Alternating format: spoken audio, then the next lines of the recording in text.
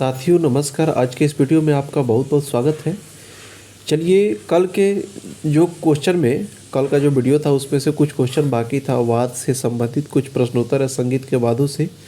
और दोस्तों ये जो सीरीज चल रहा था जिसमें लगभग 3000 प्रश्नों का जो मेरा टारगेट था, वह सीरीज इस वीडियो में आज का ये जो वीडियो है लास्ट रहता है। और जल्द ही हम राग परिचय के चारों भाग का मतलब कि पूरे चैप्टर को पूरे पेज बाय पेज को निचोड़ करके बहुत शॉर्टकट में मतलब एक एक चीज़ छूटे भी नहीं और आपके एग्ज़ाम उपयोगी हुई, राग परिचय के चारों भाग को कवर करने का प्रयास किया जा रहा है। उस पर काम चल रहा है और बहुत जल्द ही इस वीडियो के बाद में अगर जो वीडियो आएगा शायद वही वीडियो आएगा। मेरा यही प्रयास है कि राग परिचय को आपके एग्ज़ाम के पहले चारों भाग को मैं कंप्लीट कर दूं।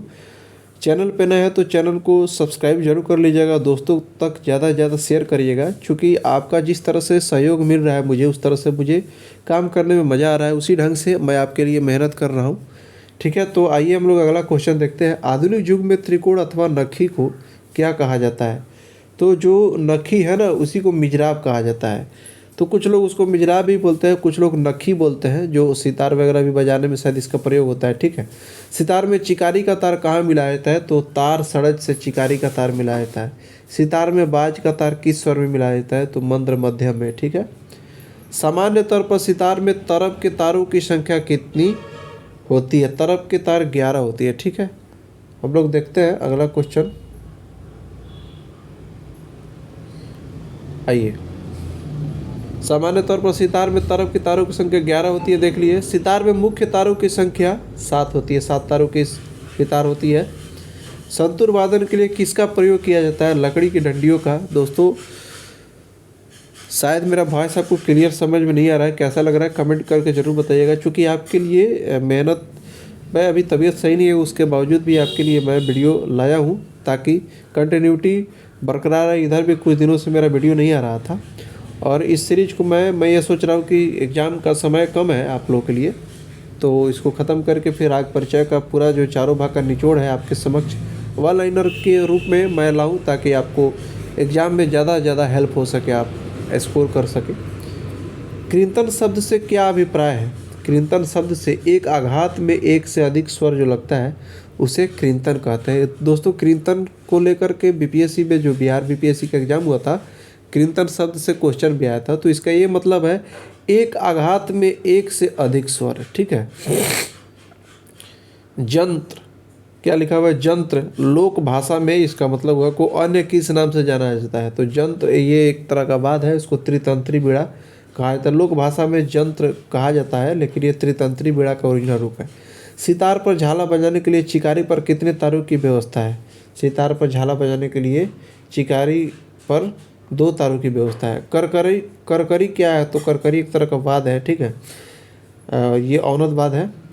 दक्षिणात्य या तंजौरी बीड़ा में कितने मूल तार बताए गए हैं? तो दक्षिणात्य या तंजौरी बीड़ा में 4 तार बताए गए हैं। ठीक है, रुद्र बीड़ा पर बजने वाली रचनाएं किस गायन विधा पर आधारित होती है?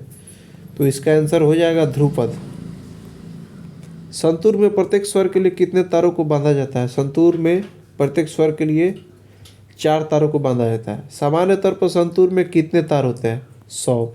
वैसे संतूर में 100 तार होता है। ठीक है, लेकिन क्वेश्चन ये बोल रहा है कि संतूर में प्रत्येक स्वर के लिए कितने तारों को बांधा जाता है? एक स्वर के लिए मतलब कि 4 तारों को बांधा जा सकता है, प्रत्येक स्वर के लिए 4 तारों को बांधा जाता है, लेकिन आमतौर पर जो संतूर होता है उसमें टोटल 100 तार आते हैं। ठीक है, वायलिन में कितने तार होते हैं? वायलिन में 4 तार होते हैं। वायलिन में ये भी तत्वाद है,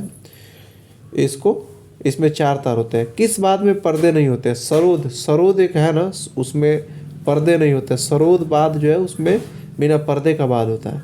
अक्सर ये एग्जाम में पूछ लिया जाता है, इस बात का ध्यान रखेंगे कि सरोद जो है बिना पर्दे का बाद ही है, तत्वाद है, इसको ध्यान रखिएगा। आधुनिक प्रयोग में जवा के लिए किस चीज़ का प्रयोग होता है? जवा नारियल का पक्का टुकड़ा। ठीक है, इस आकार का जो नारियल का टुकड़ा रहता है। ठीक है, तो आधुनिक प्रयोग में जवा के लिए किस चीज़ का प्रयोग होता है? नारियल का पक्का टुकड़ा। और नखी को मिजरा भी बोलते हैं, ध्यान रखिएगा, ऊपर बताए भी हैं। जल तरंग में प्रयुक्त प्याले किस धातु के बनाए जाते हैं? चीनी मिट्टी के बनाए जाते हैं। ठीक है, जल तरंग इसमें क्या होता है कि सभी में अलग अलग, जैसे कि ये हुआ, ये हुआ, ये हुआ, एक शेप के बर्तन है, किसी में इतना पानी रहेगा, ठीक है, किसी में इतना पानी रहेगा, किसी में इतना पानी रहेगा, यानी कि स्वरों के मतलब कि निकाल करके उस ढंग से पानी रख के सेट किया जाता है। किसी में ज़्यादा पानी, किसी में कम पानी, तो उसी में किसी से सा निकलता है, किसी में रे निकलता है, किसी में ग निकलता है। और इसमें जो बर्तन प्रयोग होता है वह मिट्टी का, चीनी मिट्टी का रहता है। ठीक है। जल तरंग वादन के लिए कितने प्यालों की आवश्यकता होती है? जल तरंग वादन के लिए 16 इसी तरह का बर्तन रखा जाता है चीनी मिट्टी का, और उसी में पानी के माध्यम से आवाज़ को सेट किया जाता है। ठीक है। अगला क्वेश्चन हम लोग देखते हैं, जल तरंग वादन के लिए प्याले किस प्रकार रखे जाते हैं? अर्धचंद्राकार। ठीक है, अभी मैं बताया ही हूँ, अर्धचंद्राकार इस ढंग से रखा जाता है। इस ढंग से सेट किया जाता है, एक यहाँ पे रहेगा, एक यहाँ पे रहेगा, एक यहाँ पे रहेगा, इस ढंग से। ठीक है। दिलरुबा वादन में किसका प्रयोग किया जाता है? तो दिलरुबा गज का प्रयोग किया जाता है। और इसराज में भी गज, इसराज जो वाद्य है उसके लिए भी गज प्रयोग किया जाता है। दिलरुबा वादन में भी गज प्रयोग किया जाता है। ध्यान रखिएगा, दिलरुबा और इसराज ये दोनों गज से बजाए जाते हैं। किस वाद्य के रूप में साधारण परिवर्तन कर दिलरुबा बनाया जाता है? देखिए, दिलरुबा और इसराज एक दूसरे से कनेक्टेड है, इसलिए, और ये दोनों गज से ही बजाया जाता है। तो किस वाद्य में साधारण परिवर्तन कर दिलरुबा बनाया गया? तो इसराज में साधारण सा परिवर्तन करके दिलरुबा का रूप दिया गया। और ये दोनों वाद्य चूँकि इसराज से ही बनाया गया दिलरुबा, तो जब इसराज गज से बजता है तो दिलरुबा भी गज से ही बजेगा। दिलरुबा में मुख्य तारों की संख्या 4 होती है। इसराज वाद्य में मुख्य तार तथा तरफ के तारों की संख्या कितनी होती है? इसराज वाद्य में मुख्य तार तथा तरफ के तारों की संख्या, यानी कि मुख्य तार 4 हो जाएगा इसराज में, और तरफ का तार 15 हो जाएगा, और सितार में तरफ का तार 11 हो जाएगा। ध्यान रखिएगा, इसराज में 15 हो जाता है। आधुनिक समय में सराज वाद्य में सामान्य तौर पर पर्दों की संख्या कितनी होती है? तो 19 हो जाएगा इसका आंसर। ठीक है। हम लोग अगला क्वेश्चन देखते हैं, तंबूरे का वर्तमान स्वरूप किस शताब्दी की देन है? तंबूरे का वर्तमान स्वरूप 13वीं शताब्दी के बाद का है। ठीक है। और दोस्तों, संगीत रत्नाकर भी 13वीं शताब्दी में इसका उल्लेख मिलता है। राग पुरिया में तानपुरे का प्रथम तार किस स्वर में मिलाया जाता है? नी से। राग बागेश्वरी में तानपुरे का प्रथम तार किस स्वर में मिलाया जाता है? म से। राग दरबारी कन्नड़ा में तानपुरे का प्रथम तार प से। तानपुरे में पंचम स्वर किस सप्तक का प्रयुक्त होता है? तानपुरे में पंचम स्वर मंद्र सप्तक का प्रयोग होता है, और अक्सर मंद्र सप्तक से इसे मिलाया जाता है। तानपुरे के दोनों षड्ज के तार किस सप्तक में मिलाए जाते हैं? तानपुरे के दोनों षड्ज के तार मध्य सप्तक से मिलाए जाते हैं, लेकिन पंचम का जब बात होगा तो मंद्र पंचम से हो जाएगा, लेकिन षड्ज मध्य सप्तक के। तानपुरे का चौथे तार किस सप्तक में मिलाया जाता है? चौथे तार मंद्र सप्तक से मिलाया जाता है, केवल षड्ज जो है वो मध्य सप्तक से मिलाया जाता है। ध्यान रखिएगा। तानपुरे किस तार से स्वयंभू स्वर गंधार उत्पन्न होता है? चौथे तार से स्वयंभू स्वर गंधार उत्पन्न होता है। ठीक है। स्वयंभू स्वर गंधार यहाँ पे तानपुरे में जो स्वयंभू स्वर होता है वह ग होता है। ध्यान रखिएगा। कानून बाद में तारों की संख्या कितनी बताई गई है? 28 से 38 बताई गई है। शहनाई का वास्तविक नाम शाहने है। ठीक है, ये कोई मिसटाइपिंग नहीं है, ध्यान रखिएगा। शाहने ये रियल लिखा हुआ है, शाहने ही इसका मूल नाम है, जो अब शहनाई में परिवर्तित हो गया है। ठीक है। शहनाई के साथ किस बात से संगत की जाती है? तो शहनाई के साथ नगाड़ा बजता है। नगाड़ा एक अवनद वाद है, जो मतलब कि इस ढंग का रहता है, कुछ इस तरह से रहता है नगाड़ा। ठीक है, तो अवनद वाद है। अधिकांशतः वंशी वाद में कितने स्वरंध्र होते हैं? स्वरंध्र होते हैं। तो 6 स्वरंध्र और तथा 1 मुख्य रंध्र होते हैं। सारंगदेव कृत संगीत रत्नाकर में एक वीर नामक वंशी के कितने भेद बताए गए?